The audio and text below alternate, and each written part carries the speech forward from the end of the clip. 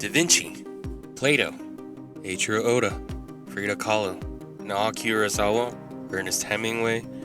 These and many more are the artists I grew up hearing about. I remember from a small age looking up with admiration at the things these people produced, whether it was a grandiose painting in a museum or a beloved show on my screen. I remember absorbing their messages deeply into me whenever I came across their work. Maybe some of you watching aren't too inclined towards studying arts or even consuming much of it, but surely you have a fond memory brought about by a particular artist. There's an infinity of records, paintings, shows, scripts, movies, comics, manga, one-shots, and fan fictions out there that made people feel things that they otherwise never would have felt. Think about all these great artists for a second. Now, whenever you consume their works, what did you feel? Did you feel excited? Did you feel stronger? Did you feel smarter? Did it make you feel better? More enlightened? Did it make you feel more peaceful? Human history has always been full of amazing movements and great people, both in the past and in our present. We are surrounded by amazing movements and philosophies even now. This is what art has always aimed to do. Make you think, make you act, make you improve. Doesn't it seem, however, that lately the majority of artists aren't focused on how they make people feel, but how people perceive them? It used to be that art made you feel good. Maybe it made you cry. Maybe it made you think. Maybe it made you feel hopeful and cheer along with the protagonist. And maybe that's just our nostalgia making us think that past artists were better.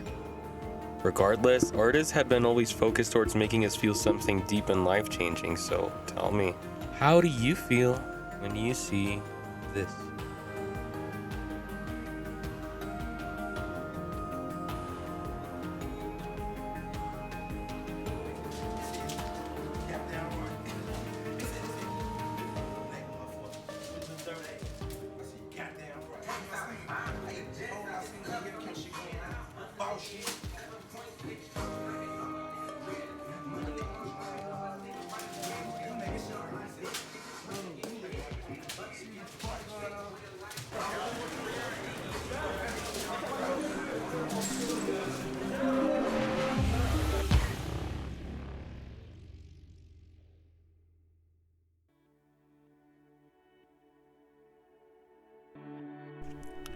Have you ever read The Republic? Yeah, this might come off as yet another pseudo-intellectual rant by a video essay nerd, but you should give it a quick read, really. I'm not going to focus too much on it, but it's a very foundational work for anyone considering getting into philosophy and the liberal arts. If you don't know what The Republic is, The Republic is one of Plato's most influential works, written around 380 BCE. It's an abstraction of a conversation held between Socrates and many other characters, and it discusses the roles of individuals in a just society. It mostly talks about what justice is, the philosopher king, the famous allegory of the cave, and education. And if you don't know who Plato is, now's a good time for you to Google him. In the book of The Republic, Plato explains, "Until philosophers are kings, or the kings and princes of this world have the spirit and power of philosophy, and political greatness and wisdom meet in one, and those commoner natures who pursue either to the exclusion of the other are compelled to stand aside, cities will never have rest from their evils." Within the Republic, Plato's message was more geared towards defining a perfect form of government, and I doubt the people that are watching this are considering working as a government official, but we can perfectly apply this idea to what we're talking about. Artists are the princes and princesses of this world. Think about it, it's no secret that we hold celebrities to a higher regard and status than we do normal people. And this conversation isn't to discuss that there's something quote wrong or right unquote with that matter, although it would definitely be a good video idea for later, but it's an observation you can see all around you. Think of your favorite musician, your favorite singer, your favorite actor or actress, your favorite cook, influencer, many of us let them decide or dictate what we eat, where we go, what we watch, where we put our money, and even how we think. Of course, this is an oversimplification, but it's pretty much the function of a king, at least in ancient times. Isn't it a bit concerning to think about? Sure, when a king is good, the land prospers, people thrive, happiness rates go up, starvation goes down, education goes up. But think about a land where the king is subject to his own impulses and whims. What would that look like? What would it look like when the king cares more about the image of his kingdom rather than its well-being? When the king feeds its people rotten food and institutes thought laws? What would it look like when the king seeks only praise and adoration for his mere existence? What would it look like when an artist does it? Dang, that's a sick drawing. Hey, thank you, man. Dang, you're so talented.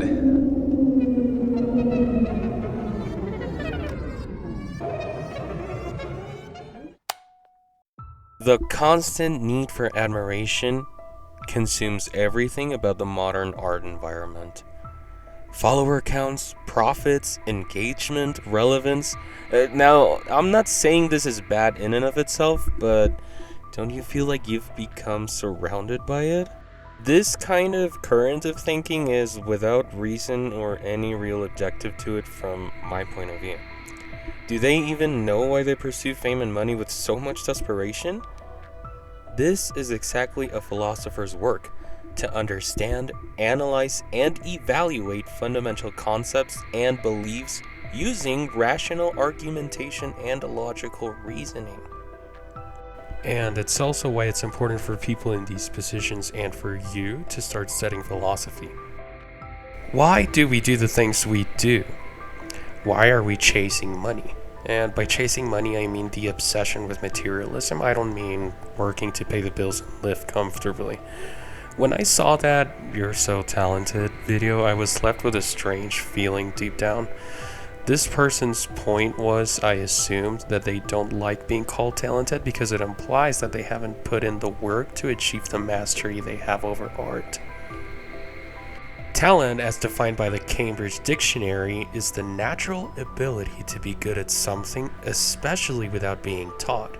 Calling someone talented, as per the Cambridge definition, would mean that this person was not taught in any way, whether self-taught or taught by a mentor.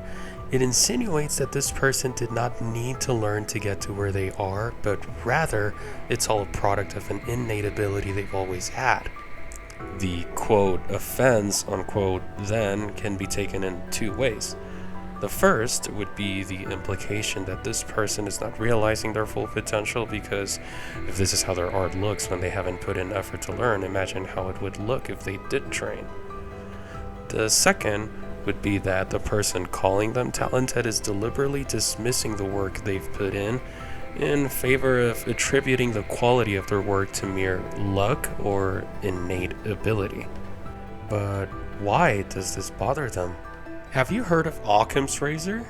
The English Franciscan William of Occam proposed in the 1200s the principle that among competing hypotheses or explanations, the one with the fewest assumptions should be preferred. In other words, when faced with a problem, the solution should be the simplest possible one out of all the options. Is it simpler to assume that people calling someone talented is a sneaky, resentful jab at who they are as an artist, that they decided to rapidly analyze whether or not this person has put in work to develop their artistic skills and then made the decision to undermine those efforts? Or is it more simple to assume that people simply don't have a big vocabulary, and this is one of the few compliments they were able to give you wholeheartedly?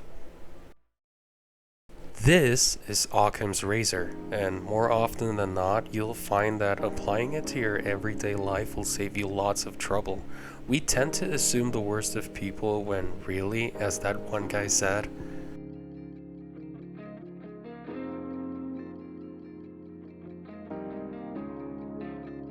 it happens. People are people. None of it's intentional. Never attribute to malice what can be attributed to incompetence. It's far more likely that they're all in their own worlds, doing their own thing. They're not paying attention to the world around them.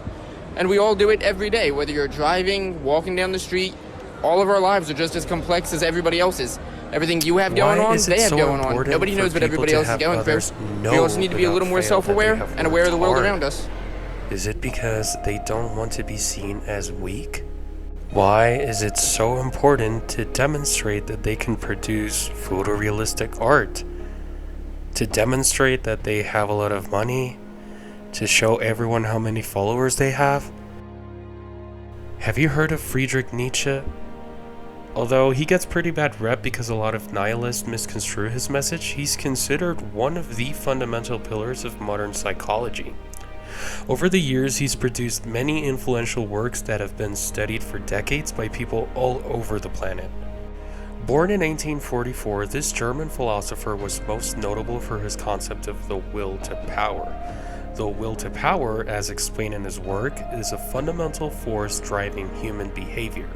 Individuals on a general scale tend to seek power and dominance. Whether that choice is conscious or subconscious, it's a drive that influences the beliefs and actions of other people. He also explains that it is important to embrace one's own power to overcome societal norms and constraints, which is crucial to grasp if you want to say something that matters.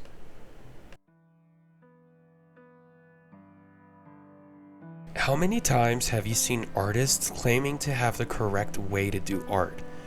How many times have you seen people claiming to know the secret to success? People claiming that you are wrong for thinking the way you think. Let me tell you about echo chambers. In the recent decade or so, information has become less centralized.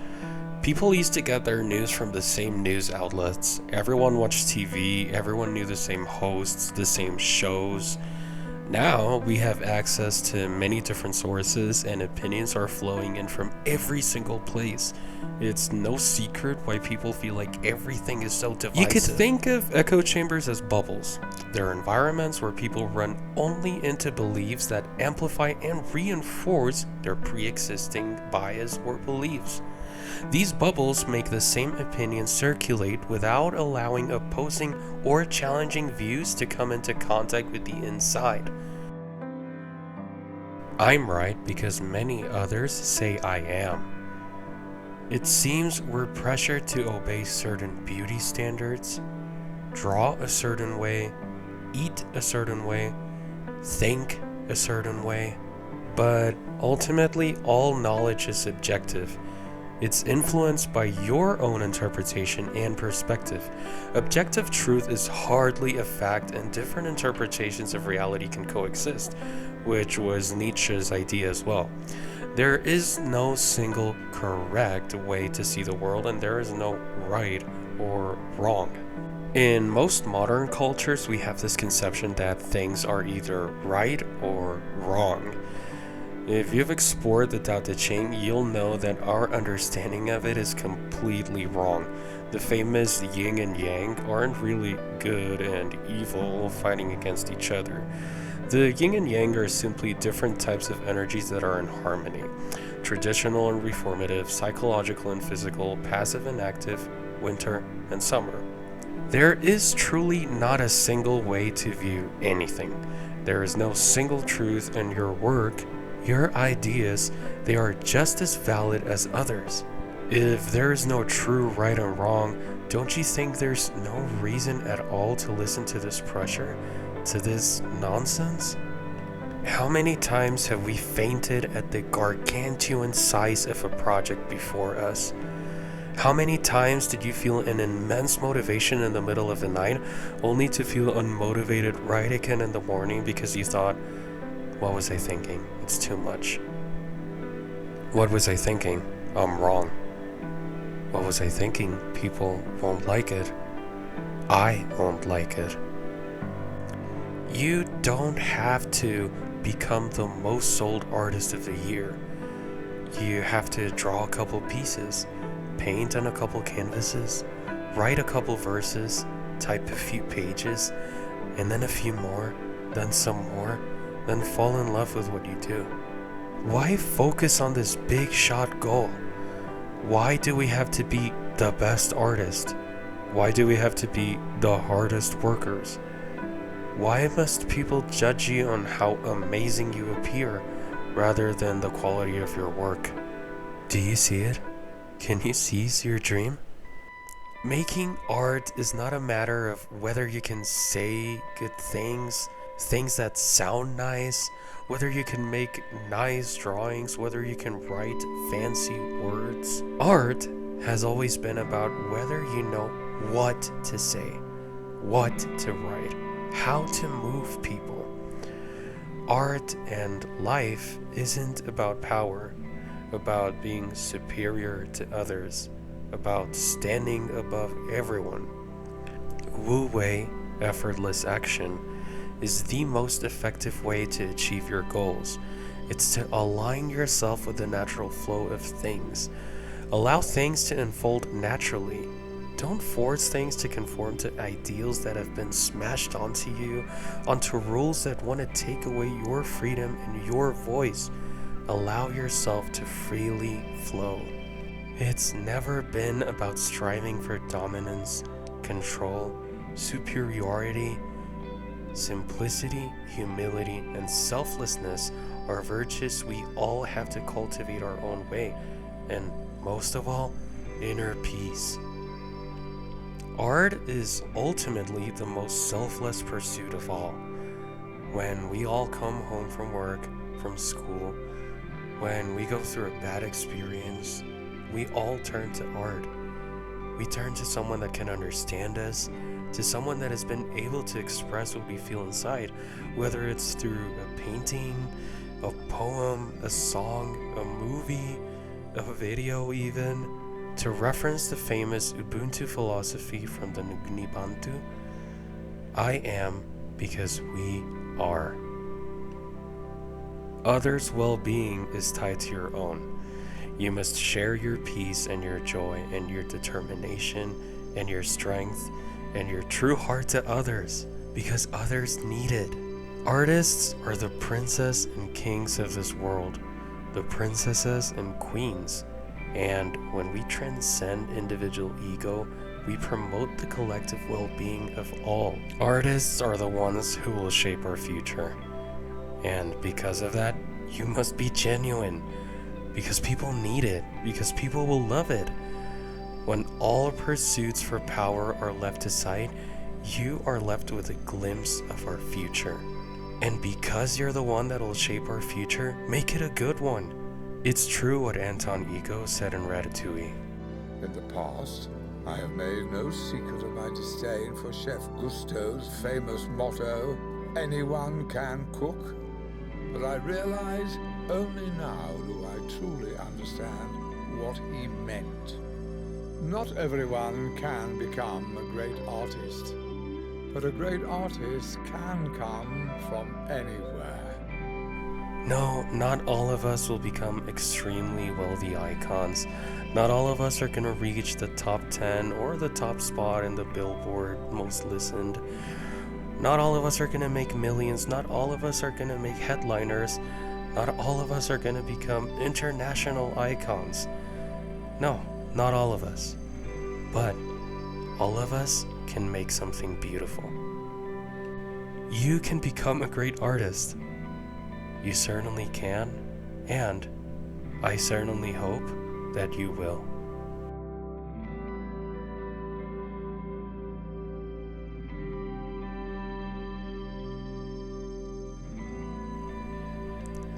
I want to thank everyone that took the time to listen to this video.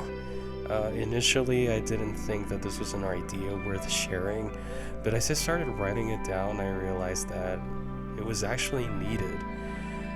I don't know if this is a message that you needed to hear specifically, but whoever you are, wherever you are, I hope that you're gonna do whatever it takes to become a good artist, because we need people like you. All of the resources I used, or at least most of them, I try to link most of them, are down in the description.